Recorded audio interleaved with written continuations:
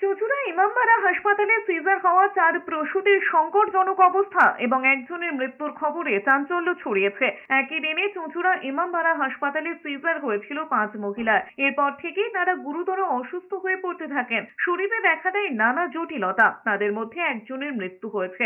ইমামবাড়া হাসপাতালে এমন ঘটনায় পরিবারের লোকজন চিকিৎসার গাফিলতির অভিযোগ তুলে শোরগোল শুরু করতে তৎপর হয়েছে স্বাস্থ্য ভবন। কার গাফিলতিতে এমন ঘটনা, কোন কোন চিকিৎসকরা অপারেশন থিয়েটারে ছিলেন, অপারেশন থিয়েটারে কোনো সংক্রমণ ছড়িয়ে পড়েছিল কিনা পরীক্ষা করা হবে। ব্যবহৃত ওষুধ, সরঞ্জামও। ইমামবাড়া হাসপাতালে যাবেন স্বাস্থ্য দপ্তরের প্রতিনিধিরা।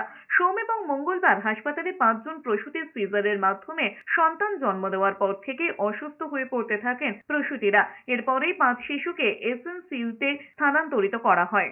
সোমবার অপারেশন করার পরে কিছু পেশেন্টের অ্যারাউন্ড 5 জন পেশেন্টের অসুবিধা হয়, তাদেরকে আমরা শিশুতে শিফট করি। সেখান থেকে 2 জনের অবস্থা একটু বেশি আশঙ্কাজনক ছিল বলে আমরা আরজি করে পাঠাই আর কি। সেখানে ঊর্ধ্বতন কর্তৃপক্ষই জানিয়েছি, এটা নিয়ে একটা এক্সপার্ট কমিটি থেকে একটা ডিসিশন আসবে। ওনারা হয়তো ভিজিট করতে আসবেন, এলে পরে আমরা বুঝতে পারবো যে এত কি থেকে কেন হচ্ছে এটা।